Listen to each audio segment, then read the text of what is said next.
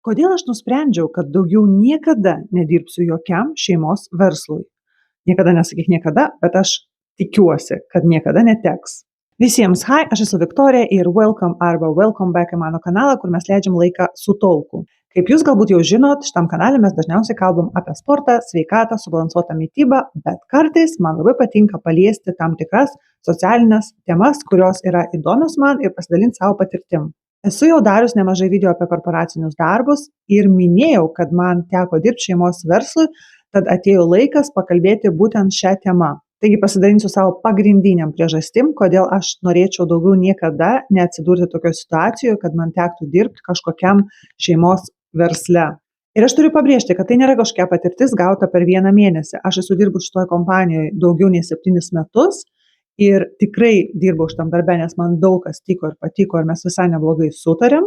Ir aš tikrai esu dėkinga už visą tą laikotarpį, kai aš dirbau, auginau mažus vaikus ir kad ir kas pasikeistų mano gyvenimo aplinkybėse, ar mano auklės galimos darbo dienos, ar mano vyro darbo grafikas, man užtekdavo tik tai pasakyti, kad kažkas pasikeitė ir jie tikrai pritaikydavo darbo grafikus man. Kaip ir esu dėkinga už šitą pamoką išmoktą visam gyvenimui, kad darbas šeimos verslui turi didelius trūkumus. Ir pirmas, aš manau, pats akivaizdžiausias ir riebiausias trūkumas tai yra tai, kad ten nėra galimybės augti. Kad ir kaip tu dirbtum ir būtum geras darbuotojas, visos vadovaujančios pareigos yra užimtos artimųjų giminaičių. Net jeigu tai yra didelė kompanija, pavyzdžiui, aš dirbau kompanijoje, kur yra didelis pasaulinis brandas, tačiau dirbantis pagal frančizas. Vadinasi, savininkas nusipirkęs frančizą, atidaro savo parduotuvės ir ten gali samdyti, ką nori. Jis ten yra direktorius. Kaip ir buvo įmonė, kurioje aš dirbau. Buvo direktorius, jo dukra buvo mūsų parduotuvės menedžerė. Jie pradėjo nuo vienos parduotuvės, paskui buvo antra, aš pradėjau dirbti jau 3 parduotuvėje, prie manęs jau atidarė 4 parduotuvė. Jie augo, viskas tikrai klostėsi labai sėkmingai ir mes turėjom direktorių, ten dirbo jo žmona, po kažkiek laiko jį jau ten nebedirbo, dirbo tik ant popieriaus, jo dukra tapo mūsų menedžerė ir pagal viską aš buvau kaip ir pavaduojanti menedžerė. Tai niekada nebuvo padaryta oficialiai, niekada nebuvo įtraukta į mano darbo sutartį ir tikrai niekada neatsispindėjo ant mano algos.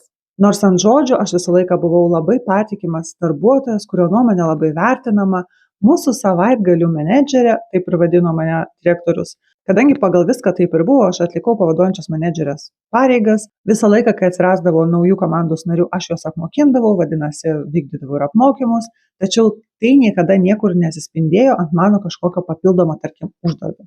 Dirbant ten labai daug metų, teko pamatyti tą visą augimą, kai per kažkiek laiko mūsų menedžerė jau tapo Airijos menedžerė, vadinasi, kelių parduotuvių vadovė. Paskui jį ištekėjo ir po kažkiek laiko jau jos vyras. Jis iš pradžių padirbo mūsų parduotuvės menedžerio, kad būtų kažkoks augimas. Paskui tapo Airijos menedžeriu, tuo tarpu direktoriaus dukra tapo marketingo vadovė. Beje, ką darydavo marketingo vadovė, tai tiesiog prižiūrėdavo mūsų socialinius tinklus, kiekvienos parduotuvės Instagramą ir įkeldavo ten nuotraukas.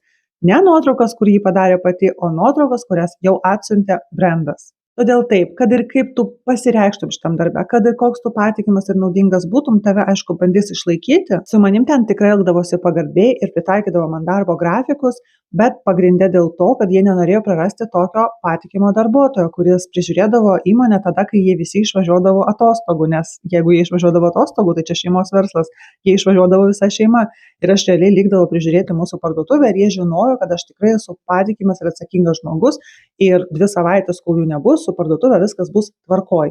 Tačiau kažkoks realus augimas buvo tiesiog neįmanomas. Kitas labai svarbus dalykas tai yra tos tikrosios korporacinės hierarchijos nebuvimas. Nėra kam pasiskųsti, jeigu pasakyti paprasčiau.